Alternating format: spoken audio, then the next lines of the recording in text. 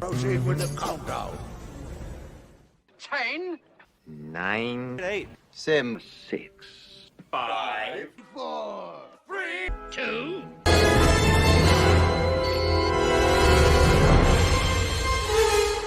Time's up.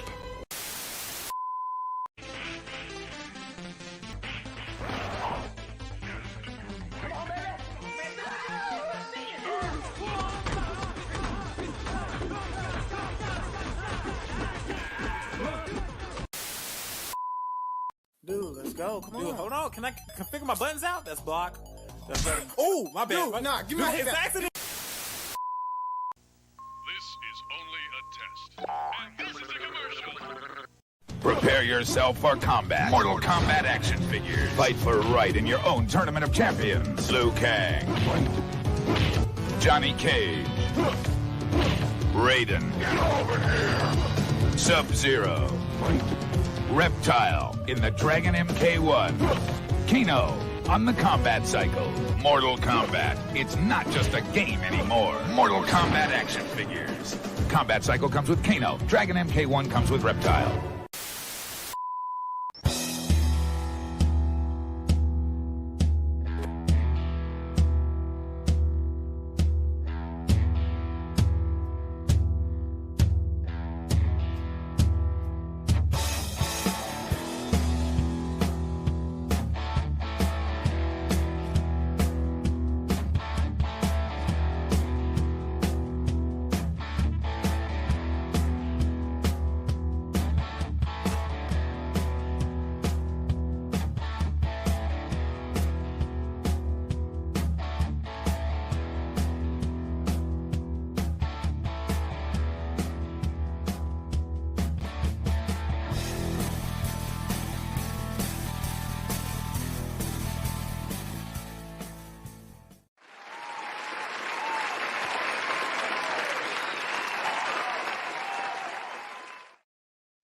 Greetings and salutations, everyone. I hope everybody out there is doing well. It is a rainy moment here in the great free state of Florida, so bear with me if I am blipping in and out and that kind of thing. But here we are, Talk Hard Tuesday, ready to hang out with you beautiful people and these wonderful guys. Thank you so much for hanging out and talking about Mortal Kombat, the 95 version today.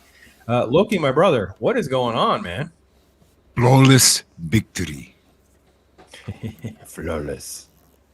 Fatality.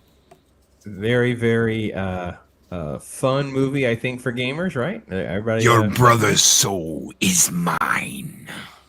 Yeah, your soul is mine. That was probably my favorite part of the whole movie.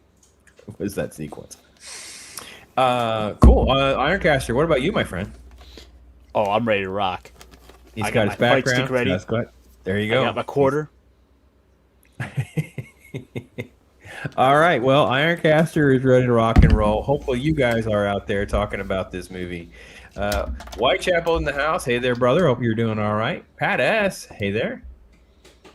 The mod himself, the GOAT, Chris Bergia. Thank you, my friend. Hail to the triumvirate of Talking Hard. Thank you, my brother. Thank you so much for all that you're doing. He's also throwing out a hail to all the Pop-O-Matics. Thank you so much. Louis Sparrow. Awesome. Thank you for being with us, lady. Hope you're doing well. Let's see.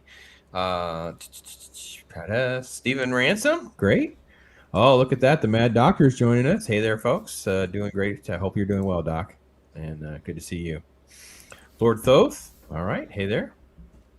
Fatality. Fatality. Fatality. Flawless victory. Yes. So, yeah, we're rocking and rolling. Claude. Hey there, brother. Hope you're doing all right. Let's see. Make sure I didn't miss anybody. Lord Thoth's talking some smacks, and he's a master at the MK in his home arcade. Yeah, well. Combat cycle. Mm-hmm. Yeah. Daryl the Derelict. Hey, brother. Christopher Lambert as Raiden was the best casting. Okay.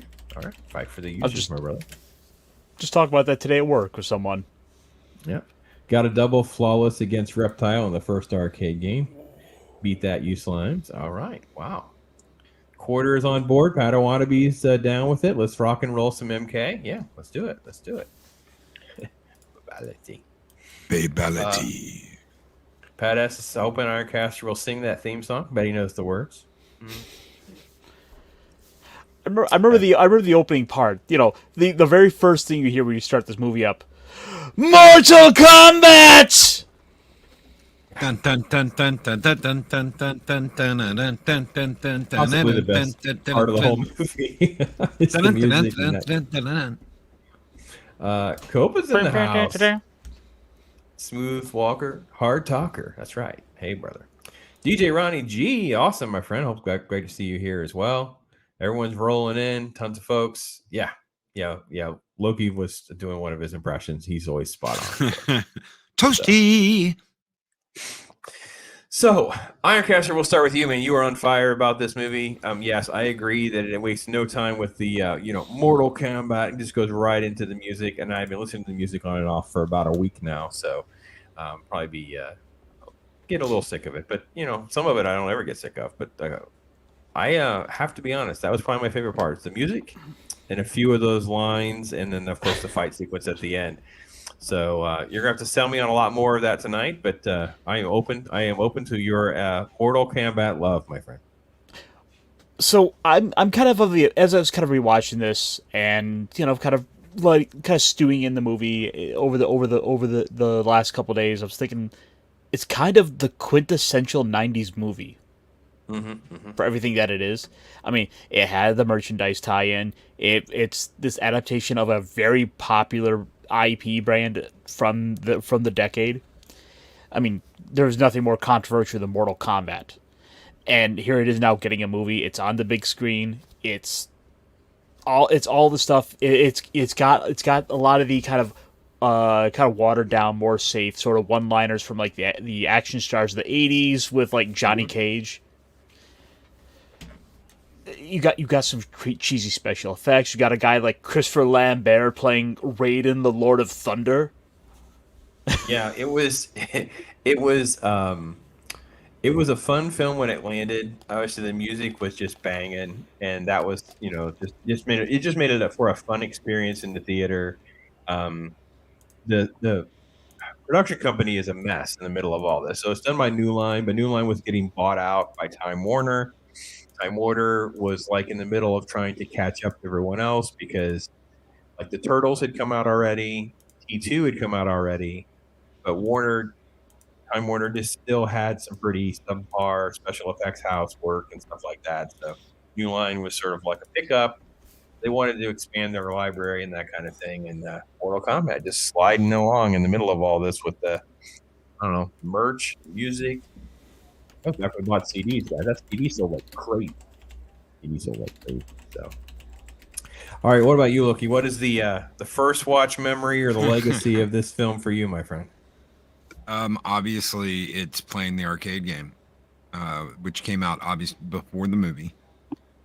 It was the most dangerous. This is the most dangerous quintessential video game of our time. We must put a stop to this. All of Congress is working together to stop violence in video games. We must stop this. The deplorable actions of a digital character ripping another digital character's head off of their shoulders and detaching their spine. People, we must stop this from infiltrating our youth and poisoning our youth. So everybody had to play it. Obviously, everyone had to go to the arcade and play it. And then Street Fighter comes out with this movie that absolutely blows. Oh man, it was so bad. And I had a buddy that loved Mortal Kombat and was like, "I'm not going." Why? Why aren't you going? We're going to go see Mortal Kombat. I'm not going. It's going to be just like Street Fighter. It's going to be horrible. Pretty damn good for a movie that didn't come in at a rated R. That should have been rated R. It was still pretty good. And you had some really iconic cast here. You've got Christopher Lambert as Raiden. You've got Karihiro Tagawa as Shang Tsung. Your brother's soul is mine. It's just you had this great like these great people that were involved with it. It's one of the last movies that Trevor Goddard did, the guy who played Kano. He would go on to have an accident with some white powder one night. That would be the end of him. But you had some really good people involved in this. Robin Shaw as Liu Kang played a great Liu Kang, just like Bruce Lee. It was good. It was better than Street Fighter. And that's at the end of the day, that's all that really mattered. It was better than Street Fighter. Thank you.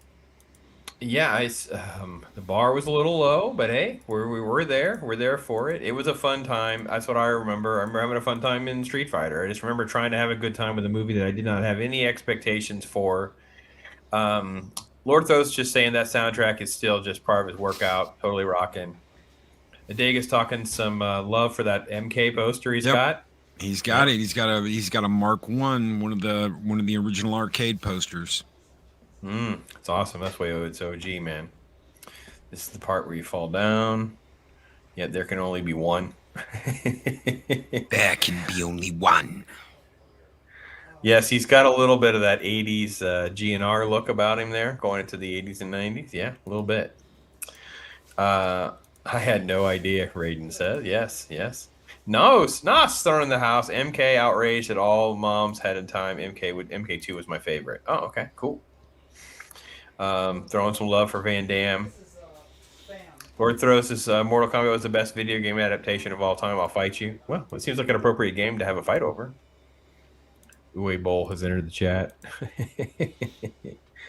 As much cheese as this movie has, it will always be included in my movie shelf. Yeah, Padawan, we get you. We understand. How about I think of Raiden? My go-to actor would be Christopher Lambert or Lorenzo Lamas. Thought that he went to JAG. He did. He went to JAG, and he passed away short. It was like right around when he left JAG, which was around 2002, 2003. He passed away in 2003. Yeah, he had kept that a big secret that he liked that magical white powder. It wasn't just that he had all sorts of stuff in his system. It says, "Holy cow!" Yeah, it was basically Hollywood movie powder. Yeah. Well, he was in the middle of a divorce, so it was like a depression night as well. So, how much is the stand-up arcade game now? Ooh, I don't know. Especially if it's vintage. Okay, you can get a decent functioning one for about $2,000. It's really not as hard to find as you think it is.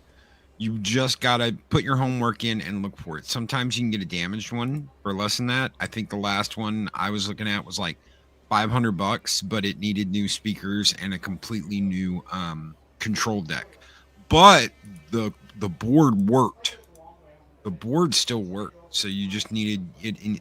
They need work. They need that upkeep. That's awesome. See Kruger's in the house, throwing down some symbols and emoji stuff. Or throwing out some love for Sonya. Peter Jason, Master Boyd played Gilbert in They Live. Oh, okay, cool. Edward James almost is my choice for Raiden. Blue Diamond Phillips. He could be reading a storybook to his kids about when I was your age. I have an original collection on Xbox of all the consoles. Love to get the arcade cabinet. Yeah, Paz, of course he would know. Jace is in the house. Good to see you, brother. Hope you're doing all right, my friend. Long time no see. Yeah, awesome. All right, so let's see. Ironcaster's going to roll through some screen caps with us here. You guys can talk about this movie a little bit as we go along. So, of course, we got Liu Kang, or not Liu Kang, Shang Tsung. Thank you. There's so many fighting character names. I mean, look, to be fair, it's like if you go back to the original game, you could just there's one actor who plays half the cast because they just changed the color of the ninja gi. So Shang Tsung is killing Liu Kang's brother. Now, Liu Kang is the descendant of Kung Lao, one of the last winners of Mortal Kombat who defeated Goro back in the day. So Kung Lao, his ancestor, beats Goro, and they're able to save Earth from getting taken out. But since then, they've lost 9 out of the 10 Mortal Kombats, and if they lose this last one, then Outworld will be able to move in and take over Earth. Mm-hmm. So he's killing one of the other descendants. He's killing Liu Kang's brother because he doesn't want to have to deal with any of them in the tournament, especially Liu Kang. Shelly Lee is here. Hey, lady, hope you're doing well. She's just been such a blessing to me in this channel. Thank you so much. And for those of you who don't know, Chad is having if the senior citizens were all cast as the different characters in this movie, basically. So, oh well, Jace, I am sorry, man. We're just rocking and rolling through movies as always. So sorry, man. You should do a watch party, or do a review on your channel, man. Totally understand. You gotta do it. We could have Betty White as Melina. Mm-hmm. Oh, who knows? I don't know, all sorts of stuff. So, I will say this though. Part of me was, well, first off, the music starts banging, and it's just like you're just right there, you're in it. And then it's contrivances of try to how to, this character, that character. I will say that I forgot how much I liked the way they handle like the Hollywood Johnny Cage-esque. You know what I mean? Like the cheesy Hollywood set and all that. It's like, I don't want to do any more takes. I'm done. No, you can't do that. Like, all that was funny.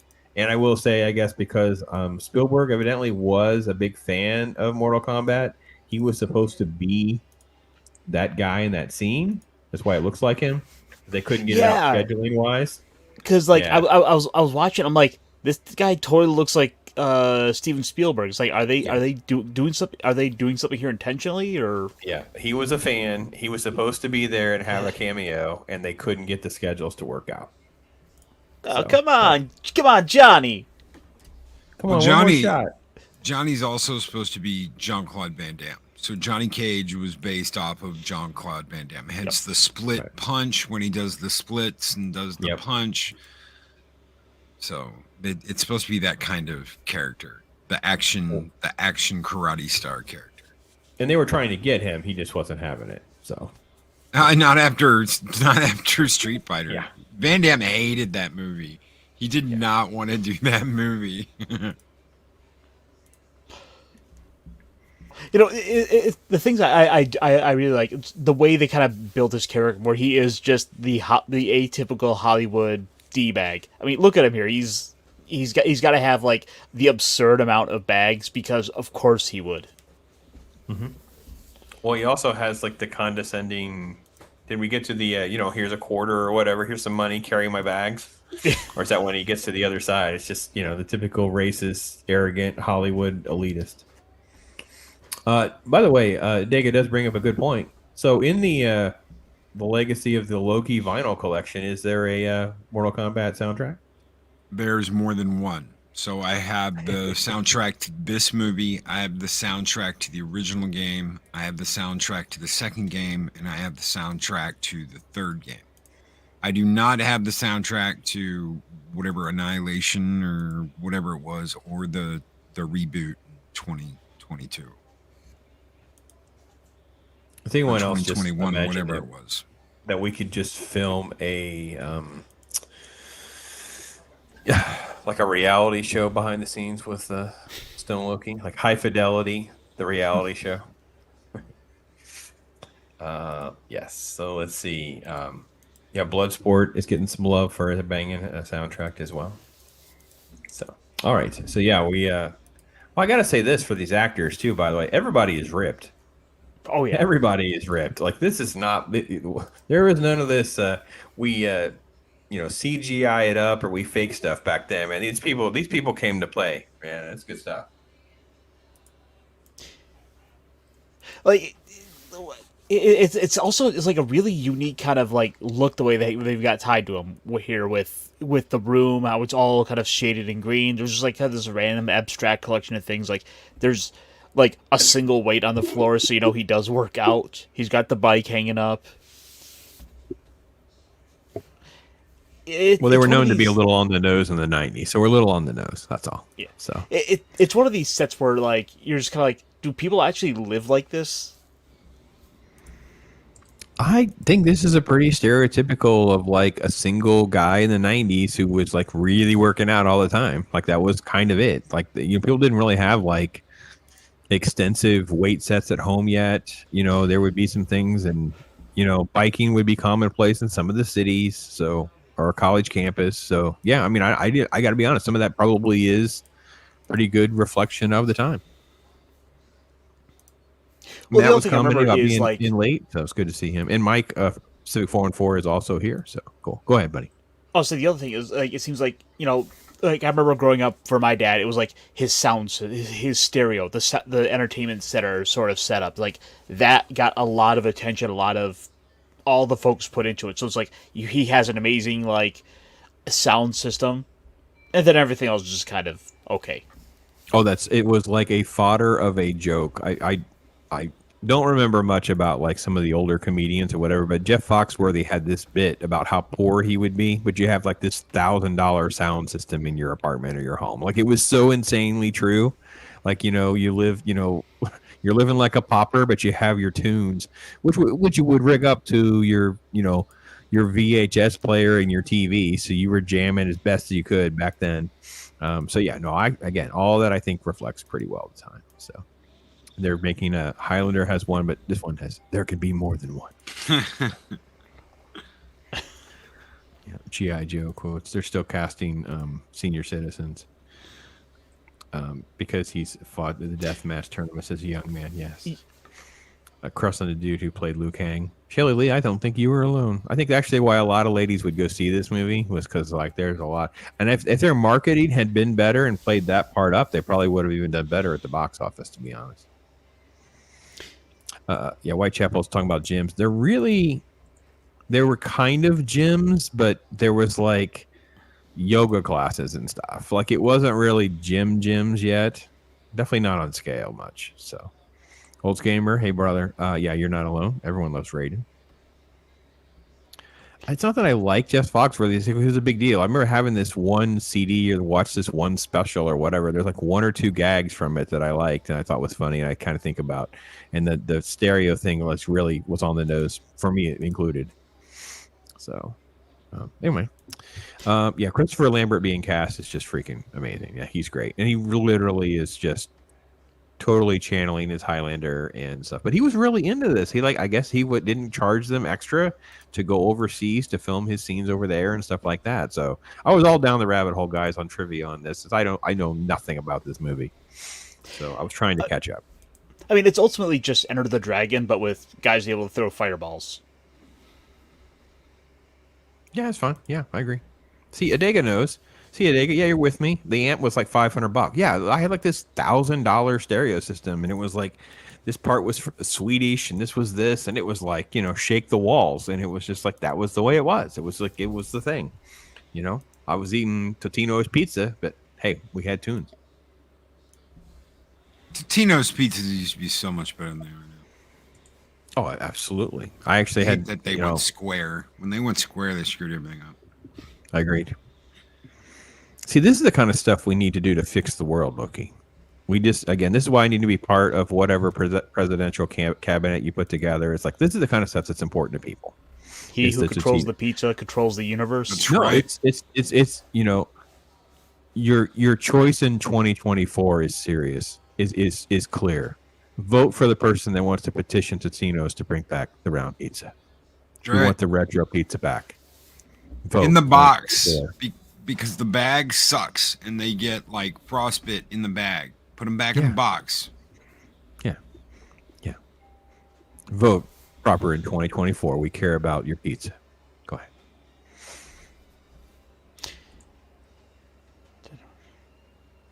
Yeah, he was a screen idol in France. Yeah. He's at this point too, because of what happened with Highlander and stuff too.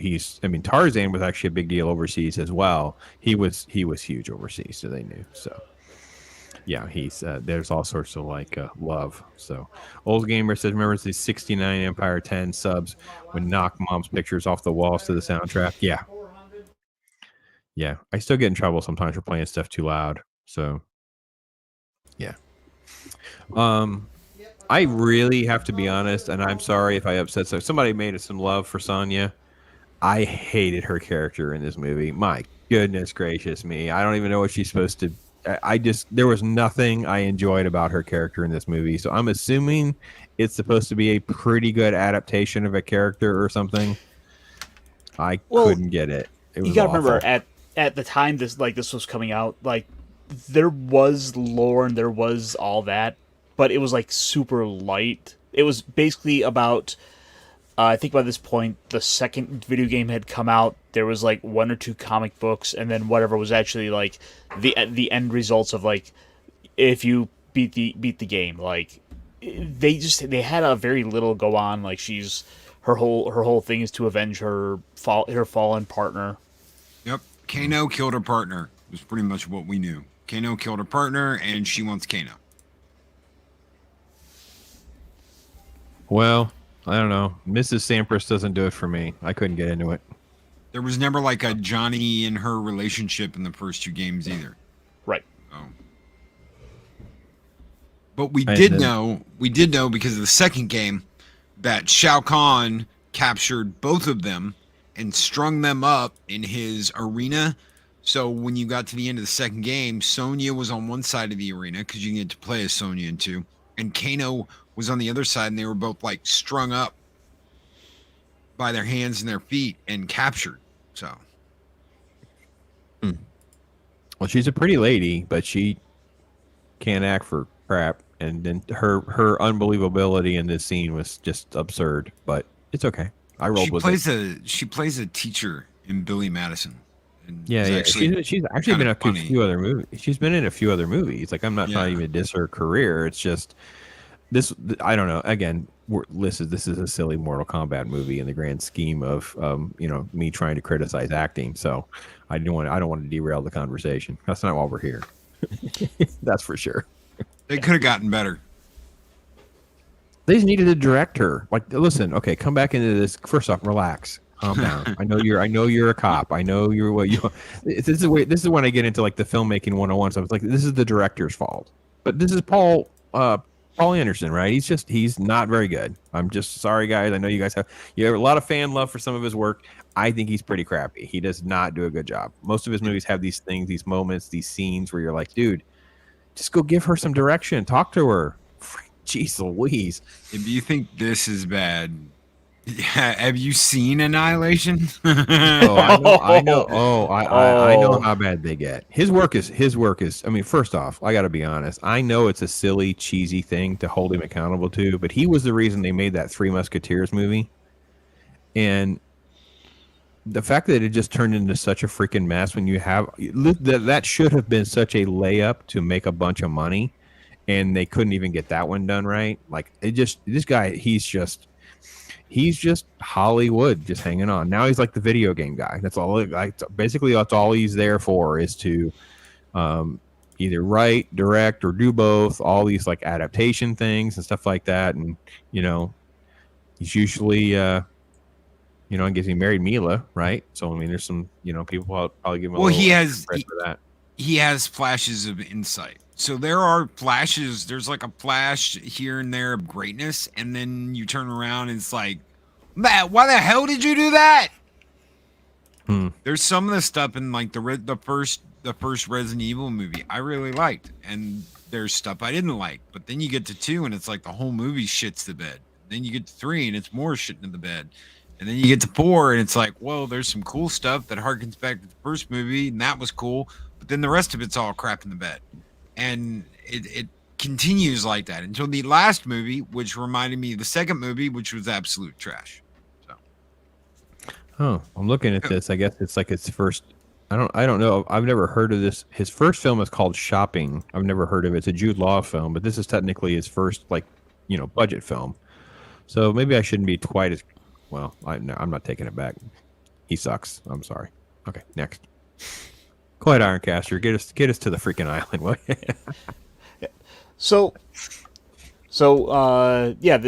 Basically one by one, our heroes are all kind of given their reasons for showing up. Sonya is basically getting our boy Kano dangled in front of her. Which, by the way, oh my gosh, the way they lit this works so well for just making him look so intense. And then you get that reveal of the eye It's like you know what the money piece is going to be for the character. You want to see that that metal chunk. Well, Ironcaster is clicking. I'll try to get caught up a little bit. Love for Christopher Lambert in A Fortress. I haven't watched that forever, so good reference there. Throw that up. Some like the backup stories of Twisted Metal PS1 games. Yep. Okay. The dude that stole the show is Kerry Tagawa. He's awesome before, and he's become legendary because of his portrayal of Shang Tsung. Well, yeah. He's freaking amazing. Yeah. He's incredible. so popular because of this movie with that character that with Mortal Kombat 11, they brought him back in to do all the voice work and to model the character in Mortal Kombat 11 after him, like an older version of him. And you can swap between the old, like, present day look of him versus the way he looked back in the 90s in this movie. Yeah, he's so beloved. In fact, I think they even might have brought in Christopher Lambert to do some voice work for Raiden as well. They used lines from the movie. So they used audio lines from the movie. So it's all just audio lines from the movie. The chick that played Sonya wouldn't agree to let them do that. So it's just some other chick. But it's like all you have to do is sign up on, hey, we can use dialogue from the movie and we'll give you money. That's all she had to do. And she was like, nope, I'm gonna be a bitch. No. But Christopher Lambert did it, and I wish we would have gotten Kano. It really sucks that Trevor's dead. It would have been really cool if they did that for him too with the game, but they, obviously couldn't. So. So kind of rolling through our three heroes real quick. Sonya wants to go get revenge on Kano, who is being dangled by Shang Tsung to show up. You have Johnny Cage is basically being called a joke in all the papers for his movies and his martial arts. And so he's basically told by Shang Tsung in disguise. We later as the audience see that if he goes to this tournament and participates, he'll be able to make a name for himself and redeem himself. And then Liu Kang is having visions and flashbacks of his brother being slain by Shang Tsung. So he has his destiny laid out before him. Yeah, they do a good job of putting that all together and giving us some motivations and stuff like that. It all works well. Yeah, fairly straightforward. Yeah, they do a job. They do a good job of. I got to be honest. Even the exposition that they use of trying to have Raiden and have some conversation about how everything's going to work in the universe and what the rules are going to be. All of that actually does work pretty well. This isn't really. It wasn't really. None of that really felt long-winded or anything like that. So.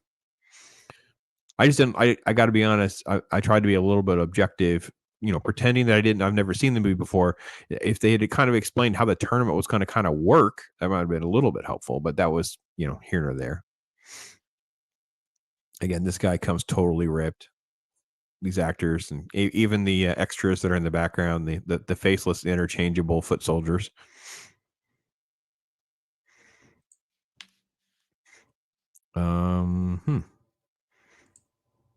Let's see. Whitechapel saying Bridget Wilson. I call her Mrs. Sampras because that's her. She married Pete Sampras, so maybe that's a name you don't know, but yeah. So Bridget Wilson Sampras, I think, is probably her name. Yeah, one of my favorite characters of the whole movie is this guy. My kids had this action figure, and they thought it was the best freaking thing ever. Oh, he's a big giant muscle monster man with four arms. Yeah, of course he's gonna be loved by everyone. Yeah, they love this action. They loved all the Mortal Kombat action figures that we could get our hands on. Yeah. So.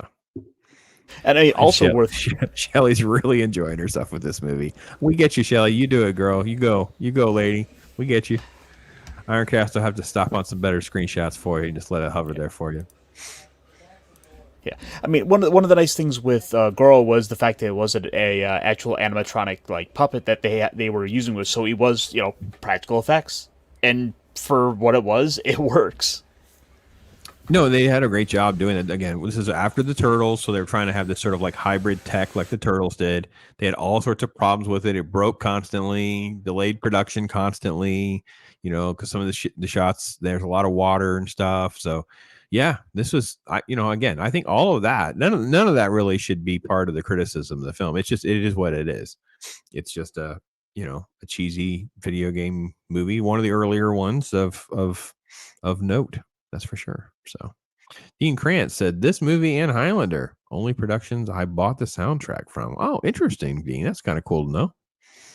Highlander, of course, is a must. Yes. Surprised you don't, Dean. I'm surprised you don't own Flash Gordon. Flash. All right. And a movie. Yeah, Scorpion's Revenge. Pretty good. Okay. Well. All right. Yep. And a good run for Togawa. Yeah, he's in this movie. No clue after seeing him. So many award type movies like Memoirs of a Geisha. Yeah, Geisha. Yeah. I loved all the battle scenes. I actually enjoyed even the effect. I thought the silly sort of like semi-practical efforts to try to, use some effects and some practical stuff mixed together, I thought was a good job. I enjoyed all this. Yeah, no, it's like they hit on basically every one of the beats. You basically got all the heroes, almost every single one of those like main iconic characters to kind of have their moment in the spotlight with their ability to show off. Scorpions throwing the spear, though they made it into some weird like demon mouth thing, which was always bizarre to me. So, in the game, do they not have more descript logos or anything like on their clothing? I thought they had like little logos on their clothes, like a little scorpion outline, and I thought there were little symbols and stuff on their clothes. Well, the thing was with the arcade machines, you were kind of really limited with what the character sprites were, because it was, the game itself was a bit of a revolution for the arcades, whereas most games like Street Fighter would use sprites. These had real actors basically scanned in, so the moves were. Yeah, thank you. They were all mocapped. Okay. So, and the originals, it would pretty much look like this. The masks were different, but it was very basic. You had the yellow one and you had the blue one. Blue one was the ice one. Yellow one was the fire one. It was very, very, very basic. Now, in like the stuff now, yes, Sub-Zero's got like, a thing on his arm. It's very, very detailed. They bump the detail up out the door, but not back then. This scene, and it was like one guy. Ironcaster brought that up earlier. It was one guy. There was like one guy in the mocap suit, and he did everything for everybody. So, yeah, just to show you how just to show you how easily they were able to do this across the games. Yeah, gotcha. Top one's Mortal Kombat 1, one below that's Mortal Kombat 2, and the one below that's Mortal Kombat 3. And that was a Scorpion versus Johnny in that scene, right? That's the scene that we're in. Yep. Yep. Yeah, that's where the white car is in the background in one of the scenes. It kind of makes me laugh. Cool. So usually you would find people would be one of two people, and that was always the big question when it came to Mortal Kombat. Which were you, Scorpion or Sub-Zero? Which was your ninja? Mm-hmm. I understand. That makes sense. Sub-Zero has done pretty well as well. I mean, listen, I don't have any major problems with, what they actually accomplished. It just, again, it's sort of like it's a movie of its time, right? It's a movie of its time. Matt's talking about Cameron Diaz. Oh, geez. Ooh. If you want what Cameron Diaz was the original Sonya Blade? Really? Huh. Okay. Get over here. Leaps and bounds better than the old Mario Brothers movie. Yeah. Yeah, I understand. Basic. Yeah. Scorpion always. Lots of Scorpion love. You guys, it's okay. You guys are wrong. You gotta admit that Sub-Zero's the superior ninja. Shots fired. What about you? I'll say it. He's cooler. Oh. Oh no, I'm Scorpion all the way. I mean, I like Sub-Zero. I think Sub-Zero's cool. I've mastered his move sets and through all the games, but Always the Scorpion guy. Why? Vengeance. Vengeance is key. Well, that was one of those things though, where like after they killed him after like the first game, they brought back like a different like his brother to be the new Sub-Zero, and so now he had his chance at vengeance. Well, it's not just that. They bring in his brother, but the original Sub-Zero goes into the underworld and gets turned into, who was it? Was it Ermac? It was Ermac, or it's the other one? Noob Saibot? which one it was. Oh, Noob. Thank you. It was Noob Saibot, the Shadow. So the original Sub-Zero becomes Noob Saibot, and his brother, his younger brother, takes over as Sub-Zero and eventually unites his clan and kind of makes peace with Scorpion because his ninja clan killed all of Scorpion's ninja clan. So eventually they like unite and take on Outworld and Shang Tsung and all that. So can I just reiterate again as a normie in all of this is that this is one of the reasons there's not more respect for gamers is because the normies and all of the lore and the history and the nuance and all of that you were just going on about is totally never translated to us. Like it's just a game, people are fighting, whatever. But the fact that there's sort of like all of this other stuff that's kind of interwoven in there that you guys can get a hold of, and it really builds this world and expands it so much. That's one of the reasons that some of that stuff people don't have a lot of appreciation for. Oh, just you wait until we get into the time travel part of the story. Why do you think we get so pissed? No, I know you do. I get. I know. Listen, I'm the ambassador. Don't take it out on me. I'm just communicating. That's what happens, and that's why. So yeah. All right. Here, Shelly. We gave you a moment. So, Petal Wannabe's throwing out some puns, or at least some love for ice. Fair enough. The Lin Kuei. Are we still talking about a video game? Lin Kuei. Lin Kuei. It's the name of the ninja clan. Lin Kuei. Okay. All right. All right, Caster. Keep us moving. You're muted though, so you know. Again, just kind of showing off a little bit of the animatronics with the face with Goro, which still, it's hard to hate like the design. It's so good. Goro was cool. It was good. All this was fine. Yeah, I was rocking and rolling. I will say it made me laugh when they bring Goro into it all, and there's just like a montage of like the bodies just thrown to the floor, like just one after another. And it just kind of made me chuckle. Like I think I actually chuckled out loud, which was, makes everyone around me fun. So, but yeah, just keep throwing down. Yeah. He was supposed to be Jax? I don't know. I don't remember. Loki would have to keep me updated on which ones are which. Who? This is fighting. Was he supposed to be Jax? No. Jax got left on the mainland when Sonya went to the island. So no, Jax got left and Jax got left. He didn't get to go to the island. So Jax isn't in this one, but Jax is in 2. So, but see in the games, he gets his arms ripped off by an evil clone copy in the forest stage. So there's that forest stage in 2. He gets his arms ripped off by an evil clone of himself. And in the 3rd game, he has robotic arms. So.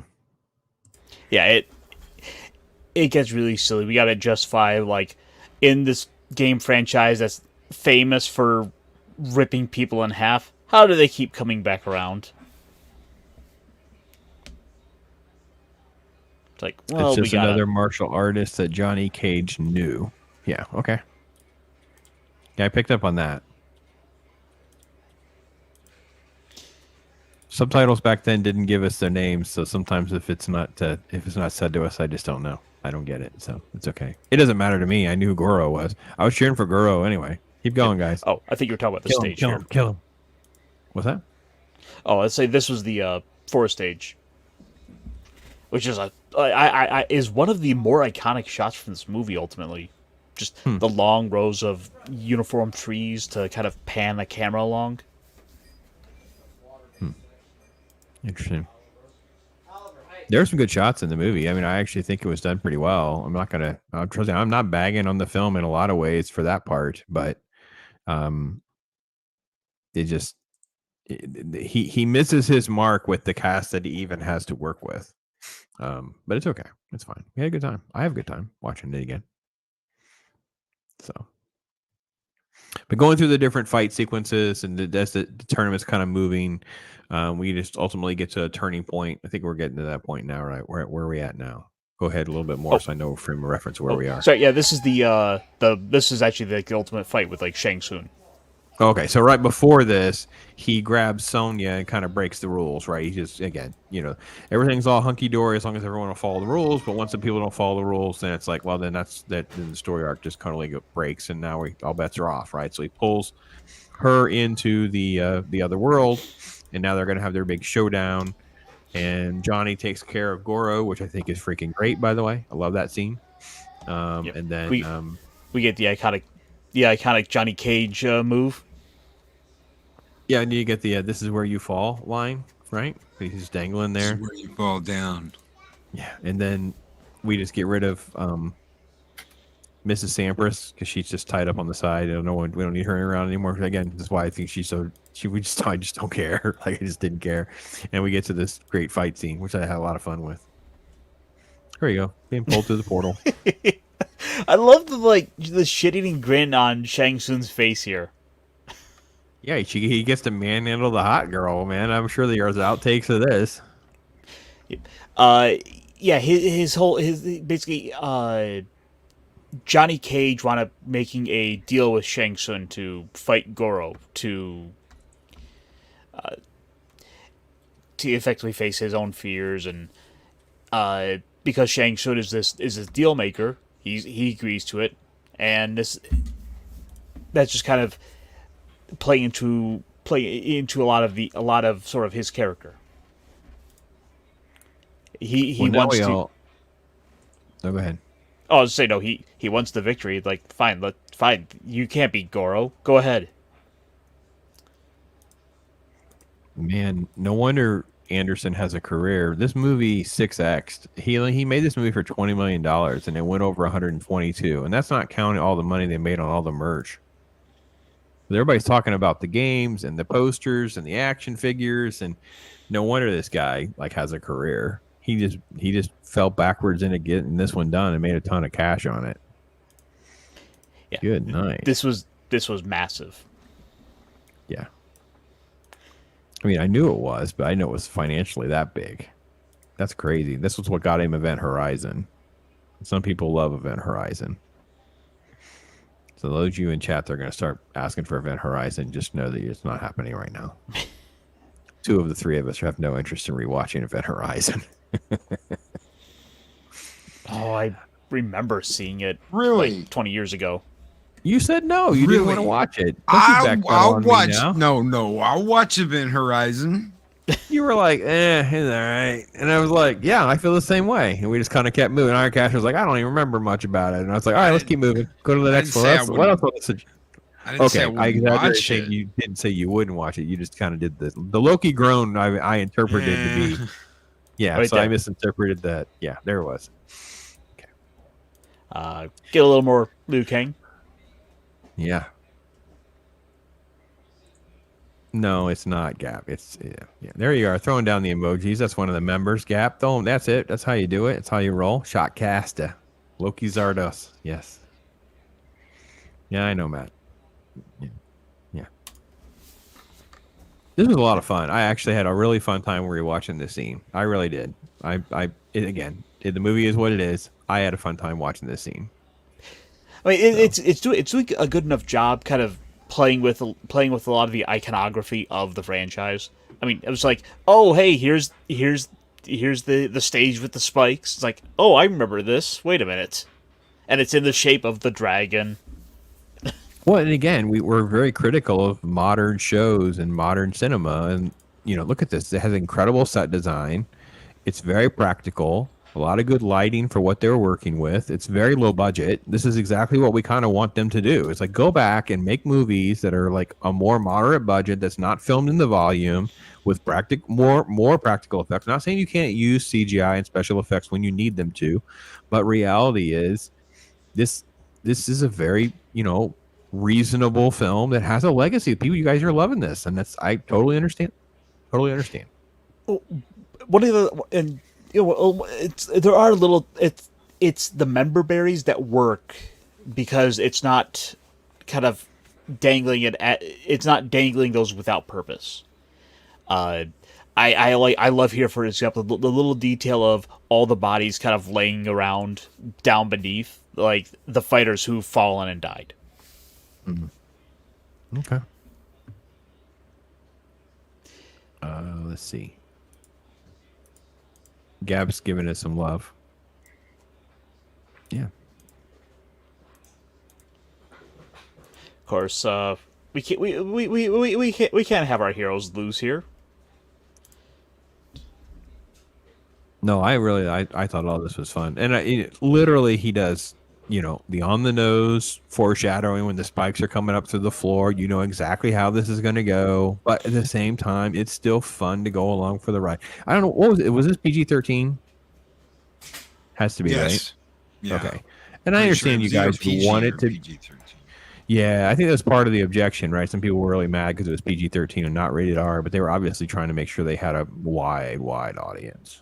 So. Yeah, that because it had hit that controversial stage, which I think really helped kind of fast pace this into getting the movie release. So I think they wanted to just play it safe. Yeah, there was no way back then you were going to get those people to make a video game adaptation that wasn't going to be suitable for teenagers. There's no way. That was not going to happen.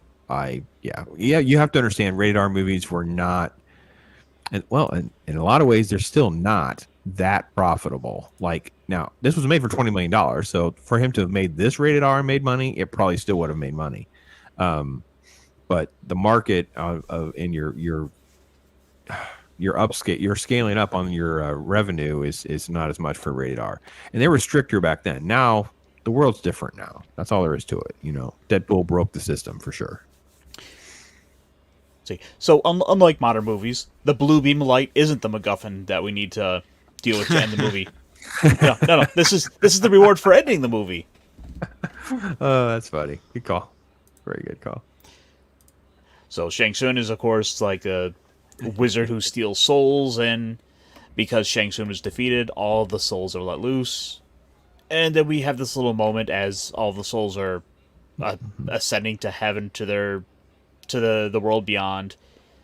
Liu Kang is able to stop and briefly see his brother. Yep. And finally get that closure. Yeah, it was fine. It was it's what you expect to happen, right? Oh, that's true, Shelley. You're right. Blade did well financially, I think. I don't know exactly what the box office is. I'm looking it up, but yeah. But I mean, let's face it. Deadpool's numbers went bonkers, right? But Deadpool's numbers were just insane. Deadpool's numbers are, yeah.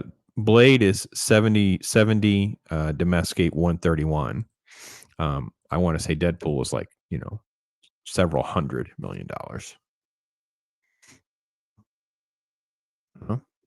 I feel rewatching a film like this, guys. Yeah, 780 million. I don't know. It's one of those films. To me, I haven't watched. It's not a film. I mean, I own it, but I don't like. I'm like watching Mortal Kombat regularly or anything like that. But is this something you guys watch regularly? I watched it for this. I probably hadn't watched it since the last movie came out. I went back and watched the first one just to get like a, it was good. It was good. Sure. There were some cheesy, messed up bits to it, but it was good. And then you go and watch the new one, and you're like, eh. Right. Yeah, it's one of these movies you just kind of throw on when it's like I'm bored for a couple hours. It's raining out. Let's just throw on a fun movie. This is one I'll happily watch again. In fact, I think I still have it on DVD. True. Hey, Pat S., I did a video on that. You should watch it. Just saying. Yeah, the little cheesy ending. And I have to give some credit. There's the Emperor, right? Yeah. Shao Kahn. I gotta give the love for the goat. This is the goat, guys. Frank Welker does the voice. Oh, does he? He's credited with a couple little sounds for like what's it called? It's not a rocket. What's it called? The little creature thing. Reptile. Reptile, yeah. So he's got a couple of those little things, but he's the voice of the Emperor. So, Frank Welker, if you guys don't know, everybody's like, oh, yeah, the Scooby-Doo guy. Dude, I'm telling you, go back through his resume. It is insane how much voice work Frank Welker has done. We don't even have an entertainment industry without this guy. His name is on everything. It's insane. So, yeah. Yeah, he's the Emperor. Told you I was down the trivia rabbit hole with this, so I feel like I could at least contribute something. Because for me, this is nothing more than like popcorn entertainment. I'm not significantly different than my response to what you said, Ironcaster. It's a movie that can just be on. There's really nothing. I mean, even though it's PG-13, it's because of the style of fighting or whatever. So if the kids were around, they're not really, and then the boys were really young. They were younger than 13. We would let them watch this because it wasn't like there's nothing really bizarrely graphic or anything like that. So. Like, I think I was like 5 or 6 when this came out, so this was a movie I got to see really early on. Like, I distinctly remember this ending, for example. I remember that too. And yes, badass, good call, Jabberjaw. Yes, Frank Welker did do the voice of I've come to your souls. Megatron. Yes, yes, badass knows. Yes. So you watched it for the I have not, I never even watched it. Is it 2021 Mortal Kombat? Is that the new one? Yes. I actually heard mixed things because I don't know, so I'm curious on what you guys think. Well, there was one complaint literally everyone had who was a fan of the games or was the fan of these movies. And it was like the biggest thing that they had to eventually come out and like address. People, like, it trended on Twitter, for example, after that with stuff about the movie coming out. It was like everyone was saying, "Where's Johnny?" People love Johnny Cage. Yep. That was. Eventually, they had to like kind of say like as part of the marketing, like, "Don't worry, guys, we're gonna put him into the second movie," like, because at first they didn't. They had this sort of idea that like Johnny Cage was like the main protagonist of this movie when it's like objectively not. Okay. I had not much interest in watching it, and then I kind of heard some of the mixed stuff on it and just figured, I'll just watch it when it streams, and just never have. It's actually not bad.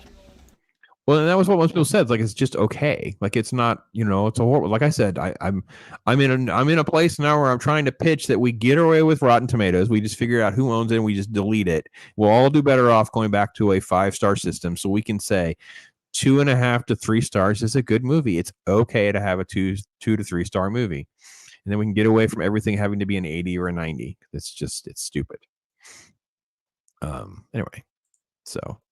And for those of you who are wondering at home, Ironcaster's nephew is trying to spend time with us, so that's what the noise is. Ironcaster's not letting him come in and spend time watching Mortal Kombat. I don't know why. He might as well just come on in, hang on out. So, Louis Sparrow throwing some love Frank Welker's way. Yeah, he definitely does like an amazing number of roles that are just like noises and sounds and things like that, which they probably use a lot of computer stuff now. And that's one of the reasons. Another thing is that some things don't. It's one of those things that you don't pick up on you pick it up subconsciously. It's like something's not right. And it's like, well, because they used a computer to synthesize a sound or a noise, and it's not actually like a voice actor that would have done it in the past. So Matt, who loves all this franchise stuff, is a 2021 movie. Every part with Sub-Zero is awesome. Kung Lao's parts are great. Johnny Cage was another victim of wokeness. They didn't want the white guy kicking butt. Is that what happened? So I don't know. Maybe. Let's see. Johnny Cage, this is where you fall. Yeah, great line, great moment. I enjoyed that part very much. Those are $500 sunglasses. Yes.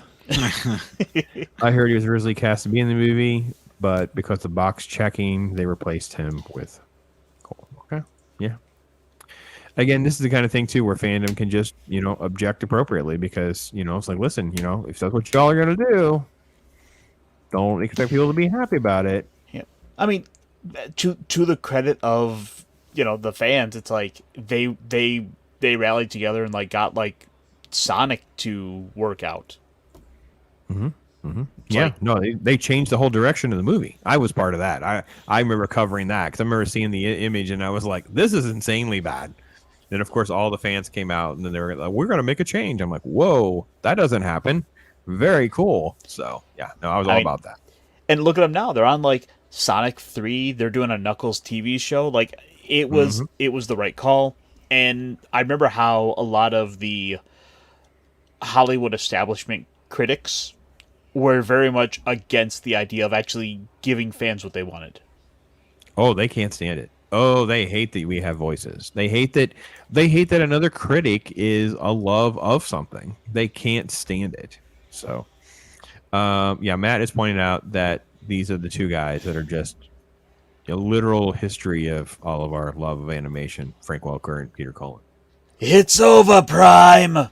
Yes. We touched briefly on the other part of this movie because I wanted your guys' perspective on, because obviously the game's the game. But did this really elevate it because of the merch? Because that's when it become like, to me, that's when it become like everywhere. I mean, I know the game was out there. I know people were into the game. But once the movie landed, good, bad, or otherwise, the amount of action figures, posters, T-shirts, I mean, it just went bonkers for a while. Yeah, it was definitely the hot stuff of the like the playgrounds.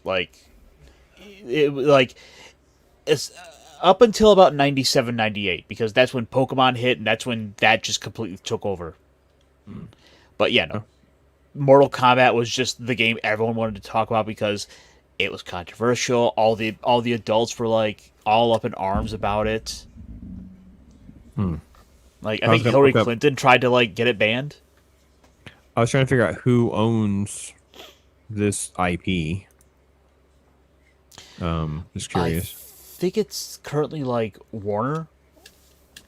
It's part of Warner for sure for the media stuff. I just didn't know if they had if it was something. Anyway, because it pretty much anywhere you go that has like pop culture-y type T-shirts and stuff, there's almost always a Mortal Kombat one. Yeah, this is one of those. It would definitely be something I would consider a very underrated IP, because I think it's very ubiquitous, and maybe they'll go back and revisit it at some point. So, out of curiosity, to kind of bring it to the current day, have you heard about many of the crossover characters they've brought into the games? I assume you're talking to Loki, not me. No, I was actually talking to you, Pops. What characters do you mean? Oh, so the recent games have had a number of iconic movie characters brought into the games. Okay. Big Ash from Evil Dead, Texas Chainsaw Massacre, Leatherface. Oh, okay. So there's Jason Voorhees. So it's a version of Mortal Kombat, but those characters are now in the game. Well, they're like guests. They're like guest stars. So you got your normal characters, and then you got your guest stars. Is it similar to how Fortnite will just have stuff thrown in? Like you can just have, there's just stuff thrown in that too, where it's like, oh yeah, look, so and so's in here. So is it just no? You can just now I can have Sub-Zero fight Ash. Is that what you're saying? Oh yeah. Yeah. Oh, that would be cool. Or have Aliens versus Predator.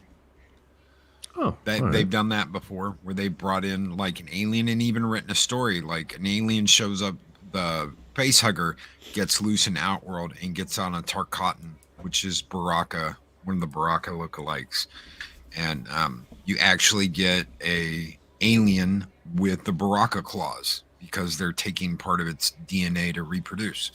So it's like a mix between the alien and one of the Mortal Kombat characters, and then you got predators hunting them down. So you got all kinds of crazy ideas they've come up with. Okay. In the last game, we got RoboCop. Oh, that'd be And cool. Stallone, Rambo. We got Rambo. Yep. And Spawn. Is it pretty well scaled to the character? I mean, let's face it, RoboCop's pretty kick butt. I mean, he's a cyborg, so I wasn't sure how even martial arts would work on something like RoboCop. Like, what are you gonna do? Is it kind of scaled like that, where certain like an alien is that ferocious? I mean, they do kind of keep them. They do keep them kind of within line, just to kind of for the sake of like game balance. Okay.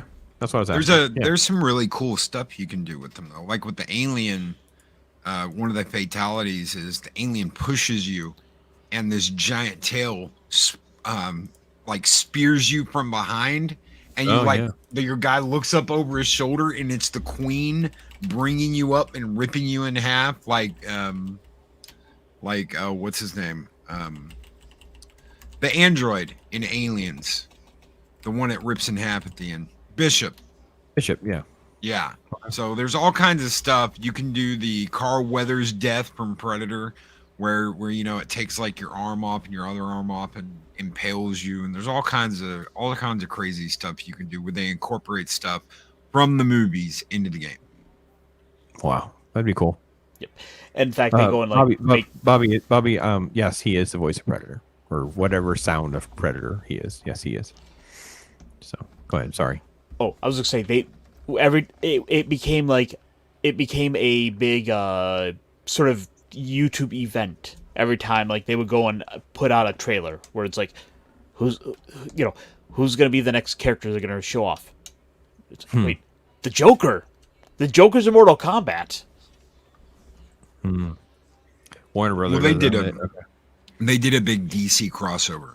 So originally they did DC versus Mortal Kombat, where they brought in all the DC characters and all the Mortal Kombat characters and had them all fight each other.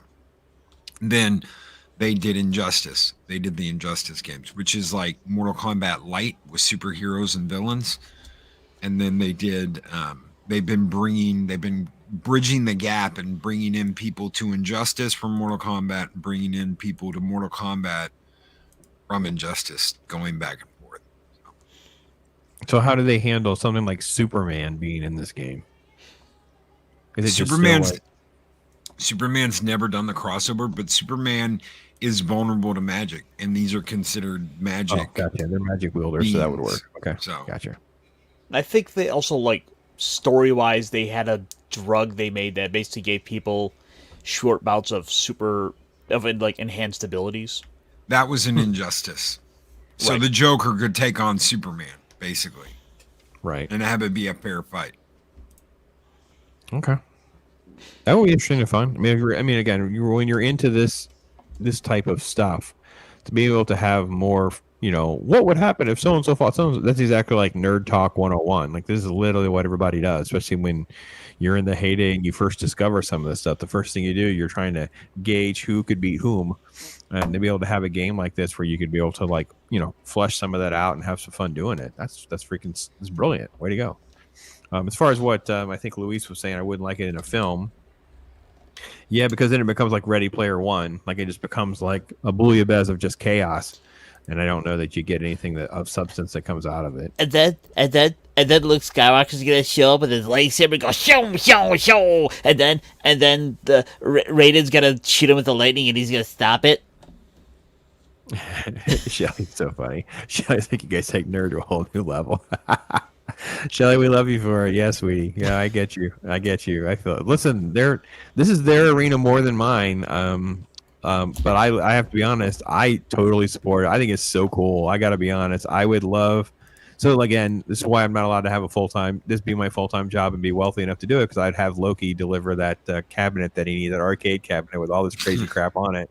And then we could hang out and we could just, all right, teach me how to play Mortal Kombat so Alien can fight Predator. Let's just do it. Let's have some fun doing that. And then when we're done, we're going to sit down and we're going to talk about some movie or comic book. And yeah, that's just like the nerd utopian that I would love to live in. That I can play in like part-time right now. So yeah. And then I'll put together a little video montage of all the trailers for the DLC characters, so you can watch how they introduced Rambo, how they introduced the Alien, how they introduced Freddy Krueger or Spawn or all these other ones. Oh my gosh, Spawn! Oh gosh, yeah, Spawn's in there too. Oh my gosh, I don't even. Playing Spawn would be the best. Oh my gosh.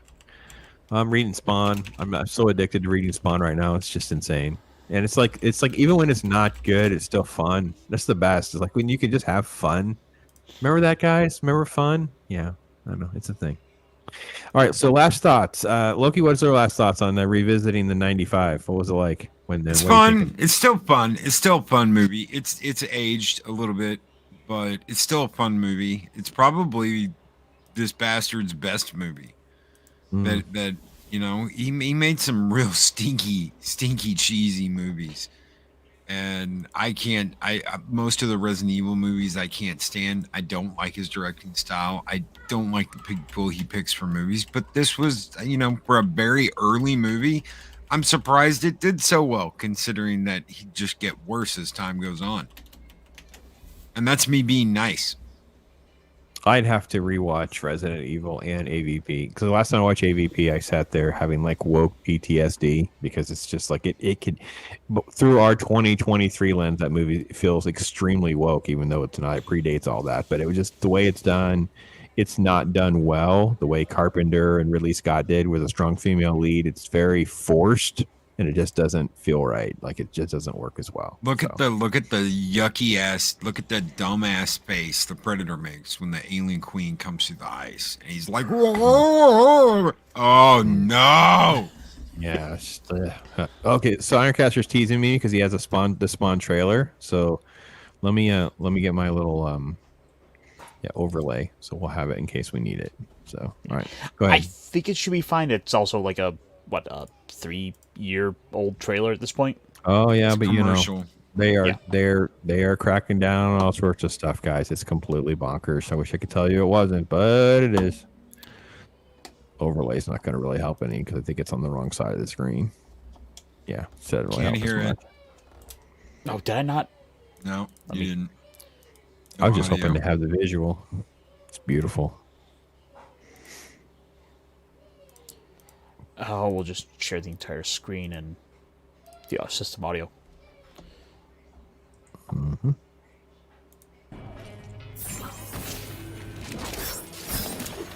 So as you can see, it's We can purge the 10 hells. You can pause it Only for a if second. you follow my lead. so it's they're setting it up with like showing you Scorpion versus Spawn. Yeah, I got you. It's just They're kinda both from quite- hell. But I really like the fact that they really went all out. I mean, look at that. The way the greens, you know, it's coming away from his eyes and stuff is perfect. Like it's all And beautiful stuff. Just to roll that back real quick, just so you can hear it. That's the voice of Spawn. They got Al. They got actually. Yep. Wow. Only if you follow my lead. All due Oh yeah, respect, they sure that's did. not in the cards. Fight! Michael Jai White, man. Oh, He's got yeah, the big that's boot. right. I hate the gun use though. All right, you can get the pause of the thumbnail. I don't want to deal with having to cut this out. They're flagging everything right now, guys. I'm really sorry. There's so much stuff they're hitting us with. It's the nuts. I can't believe they're going after the 20th century Fox music. It's so stupid to me. Well, that's really, really authentic too, coming out based on like the movie. They really did kind of rip that kind of perspective on everything. It's perfect. I'll And take then it. just give you the last little bit of his finisher.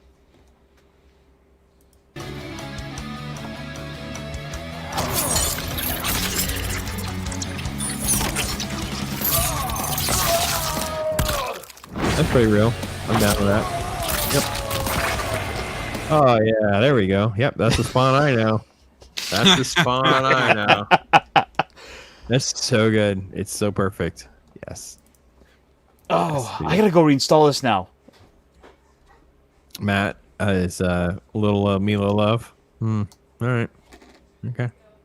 Someone just rescued the old Spawn comic book that I owned. Oh, it's in a plastic bag under my bed. Listen, you hit me up. Let me know. I just got probably half of my old collection back over the course of this weekend. So That's awesome. there's going to be some really cool stuff coming up tomorrow night on the round. Yeah, I love Spawn. I was fortunate enough to be talking with a coworker, and he was asking me if he was. I guess he was cleaning out his collection of stuff he had picked up over the last few years, and he was like, "I have a bunch of old comics if you want them." I'm like, "Yeah, I'll take them." Little did I know that he would wind up giving me Spawn 1 through 16. Mm-hmm. A few comics of the Tick and a few other things. Ooh. It's a poly bag. It only went to like toy stores and stuff. How weird that is. Isn't that crazy? Yeah. Yeah, that's one of my number ones that I have. Yeah. Yeah. That book's worth a whole like $10 now. Yeah, but you know, what do you want for a book that sold 2.5 million copies? Change the industry. But it's graded. You know, if you can find one that's nice and graded at 9.8, it's a couple $100, or probably one. Well, the market's soft right now on Spawn stuff for some reason. The bigger issue right now, if you're interested in Spawn books and you want like to invest in them, or you're like, listen, I want something. There is like a run. Look, you have to kind of look at the ones that are between like 200 and around 250. There's a whole bunch of these homage covers and stuff, but their print runs fell below like 20,000 copies, so they're extremely rare and hard to find. So that's kind of what's going on there. So, all right. Well, so no, that was fun to do that. Yeah, I'm totally down with that too. That's the way you do it. If Spawn doesn't have his cape as an entity, it's not Spawn. Like that, the chains and the cape. That's why I can't stand the gun use, the over gun use and reliance on guns in that movie, because the books don't need it. Spawn has powers. Even when he's in areas in the comic when he's losing his powers, they take powers away from him. He still has powers. He's never completely devoid of powers. So, also gave my friend a Batman comic book that showed Batman's teepee. What people lost their minds. That's beyond me. Oh, the shadow peen. Yeah, the Batman Black, I think it was. Yeah, it was so stupid. I don't understand why these people do all this stuff. So. But yeah. All right. Yeah. No, this was fun. Listen, all right, Cash. It's fun. It was fun. I'm glad we settled in for something that was a little different, a little out of the box and that kind of thing. So, I don't want to forget. And since you guys are here, you're going to be part of the know, because it's not something I'm going to promote. But tomorrow night, so I don't have a member stream this month. But if you're a member, you don't want to miss it, right? But we're not doing it just for members. Just everyone that'll be there tomorrow. So. Tomorrow night, we're doing a special tribute for Carol Burnett, who turns 90 tomorrow, right? So I'm going to be being able to throw it out there for my giveaways. So I'm going to give away, and instead of like me picking which one, I think we'll give away either 2 or 3. We'll let the ladies decide. I have all my wax packs, some of my wax packs. So I have an 89 Batman pack. I have an I Love Lucy pack. Isn't that crazy? Here's a black hole. Tron, and Gremlins. Gremlins 2, actually. Christopher Lee.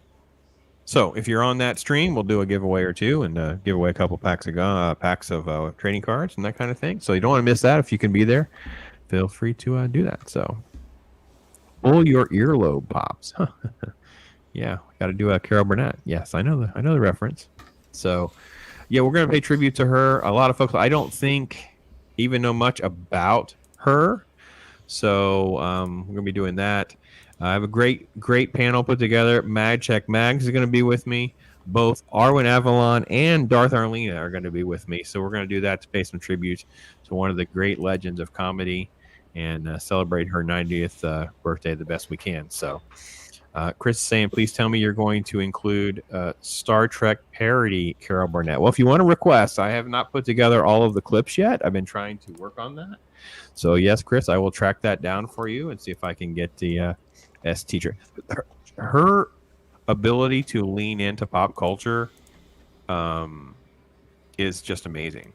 Like, I'm just so blown away at some of the skits and stuff because it's on all of those services. Ironcaster, we talk about them all the time.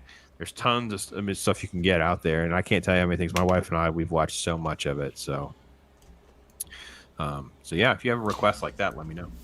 So, but no, Matt, no, Pat, you can't have them all, but we can get them, one at a time. Maybe we'll figure it out. So, and she should take. She could have won the Emmy. Yeah, well, listen, she's done some stuff. She's done some cameos and one-offs and stuff that it's kind of like the Betty White thing, Ironcaster, when we talked about paying tribute to her. It's like they have these amazing and memorable moments they've carved out for themselves. So, by the way, do you have the horse clip? The horse clip? Which one? What do you mean? From the Carol Burnett show where they were in the middle of a sketch and the horse started to urinate on stage. Oh, the one that pees. Yeah, okay. Yes. Yeah.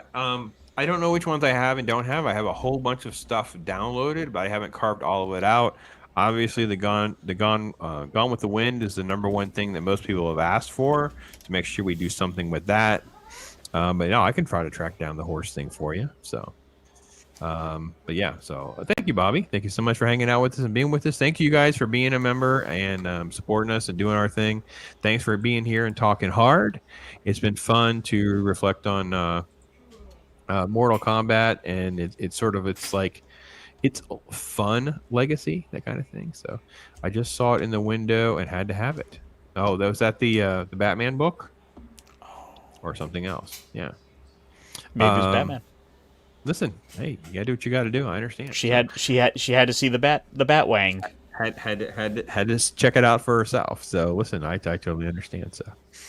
We didn't get rain, so my stream should be fine. I don't know. I don't understand why I didn't not having any issues, but it was like it was going to rain earlier. Now it's like bright outside, so I don't know what's happening. So, well, thank you, Matt, and thanks for being a member and supporter as well, my brother. We got to connect. I need to have you on do a comic talk or something, man. Just tap into that encyclopedic mind that you have. So, the Carol Burnett scene.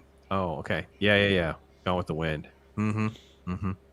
Yeah, she's it's just extraordinary. There's just so many. The one that we just finished this last weekend was Ricardo Montalban was on. It was kind of like they were mocking, like almost like Spanish soap and the Hispanic lover tropes. That was one of the ones that she did. Then there was I don't know if you guys know who Esther Williams is. She's a famous Hollywood star that did all those movies that were in the water with synchronized swimming. So she has all this stuff about that. And they would find these locations, like filming these things for these, the rich guy's pool back then and stuff like that. It was really, really clever. She has a Hitchcock one that we saw with the birds diving into Hitchcock. So, yeah. Whitechapel, thank you, my friend. Thanks for hanging out with us, my friend. And that Carol Burnett special with Robin Williams is the funniest thing on TV that I ever see. Oh, yeah, with him about, the passing away at the funeral scene. Oh, yes. You should really, really, really be sad. She's like, yeah, I am. Or no, I think he says you should feel terrible, things like that. So, yeah. Oh, so listen, keep your suggestions coming. Feel free to message me, put comments in the description if you want. We kind of have a list of some things coming up. So next week we are doing martial arts. We're going to kind of ring in an anniversary. I don't know, we're going to really show a lot from those movies, but Enter the Dragon is an anniversary year for that. 50 years, really? 50 years? Man, that would hit me pretty deep. Kill Bill turning 20. So, but we're gonna have a special guest with us next time. That'll be Snowed Up. He'll be in the house, and we're gonna talk a little bit about like the martial arts as a genre. Like it's kind of like dead. Like we've kind of moved away from it. It's like true martial arts movies, and they just have Asian films that are martial arts films that get thrown on streaming. But martial arts now, it's like choreographed John Wick style fighting, and not true martial arts films. So. That's it. And then after that, I'm going to eventually. I've committed. We're going to do it. Loki had recommended a film I hadn't gotten to, and that's called the Ong Bak. So Ong Bak, the Muay Thai Warrior, 2003. So that will be the week after that, and we will lock that in and have that done. So, yeah, we're gonna have some fun times and do some stuff. There's tons of stuff we want to get to, and it's just like trying to hit them maybe a little closer to their times. By the way, for those of you that have asked for Last Starfighter, I've kind of put that off till next year. Next year is the 40th anniversary of Last Starfighter. So I thought it was only fitting that we let's do it closer to its anniversary and pay tribute to it a little bit closer. I totally get that one, but I looked it up and I realized when it come out. Oh, next year. Let's do it next year. So that's what we're going to do. Things like that are coming up. So I'm Casper, my brother. What else have you been up to, man? What else is going on? Well, this week I've been working a lot. So it's kind of but let's see. Friday I'll be on with Nick Weiser and Clobber Times for the Friday Night Comic Shop Talk. Awesome. Got them on. Pablo from Midnight's Edge in Espanol, the Common Nerd, and we're going through the Jim Starlin Warlock comics. So we're just kind of talk about those. Saturday will be with T-Shirt Historian for the Week in Geek, where, oh boy, Wizards of the Coast did something. It's only It's only Tuesday. Wizards of the Coast has already done something. So just to touch on this lightly, a YouTube streamer got some product early from an upcoming Magic the Gathering set, and he opened it up on stream, like 2-3 weeks ahead of time. Wizards of the Coast decided to go and hire, I think they're called the Pinkertons, to basically go to his house, intimidate him, and collect all the cards. Basically, they hired, like these guys go back to like the robber baron days, busting up railroad unions. Yeah, and they're like what movie were they in? They They're were the called a Pinkerton detective agency. They were the Pinkerton Peaky Detective Blinders? Agency. Is that what they're in? Peaky Blinders? They're like they included that reference in one of these old movies. Yeah. And this is basically it's just like, you know, a hitman without actual murder. It's ridiculous, and it's insane because whoever got those cards obviously is on some sort of press list, and maybe they either broke the rules of the press thing or they didn't put it in the press rules. Because if they're not in the press rules that he could do that or that person could do that, they should sue. You know, you're gonna bust my house down. You're gonna raid my house just because I did something you told me I couldn't do. all over silly cardboard magic cards. Over make believe. Like the only way I buy these cards is either secondhand or I'm coming with proxies. So I'm not giving the company a cent of my money if I can help it. Correct. All right. Well, Loki, my friend, what else is going on with you, brother? Oh, we got the comic book roundtable coming up tomorrow. We've got Makini Draws. Makini's going to be my guest tomorrow morning, and we should be doing a impromptu. I can't tell you when because I don't know yet. Live stream from Space Cadet Comics in the Woodlands tomorrow with Nick and 24/7. So that'll be interesting. Yeah, that's awesome. Awesome. Listen, folks, there's tons of great stuff out there. Make sure you're, connected to folks. Sub to these gentlemen. Make sure you're a part of their channels and the different things that they're doing. Connect to them on Twitter so you can see different shows that they're guesting on or being part of. Chris Purge is just not hearing about that impromptu live stream, I think. I don't know. It's okay, Chris. Hang in there. You'll be all right. You'll make it. He's holding us all together, guys. If you haven't figured that out, boy, we have some stories to tell you. But listen, we love hanging out with you guys. Thank you so much. It's been a blast. I really have to be honest. I had a fun time today. It was funny because I started watching another movie, and because this was so fun, and that one, and the other movie's not bad. I'm not trying to say this other movie I'm watching because I don't want to tell you what it is. It's just that it's a drama.